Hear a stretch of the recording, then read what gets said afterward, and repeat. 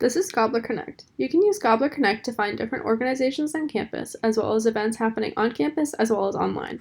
Right now, I'm not signed in, so I'll be limited to see all of the intricate details about each organization or events on campus.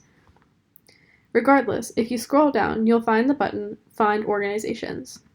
Click this, and you'll be given a list of all of the organizations on campus listed in alphabetical order. At the left sidebar, you will see categories. You can select a category if you have one in mind. As a biology major, you might be interested in pre-health. So if you search pre-health, all of the organizations on campus with the keyword pre-health in their description will show up. For example, Delta Epsilon Mu. Each organization has to have information listed in their GobblerConnect bio. So here you will see information about the organization, who to contact, and how to get involved.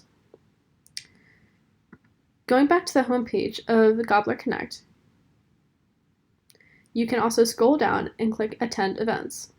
Here you will see the variety of different events happening on campus, such as a discussion series on food insecurity for right now. These change relatively frequently as different organizations may have them.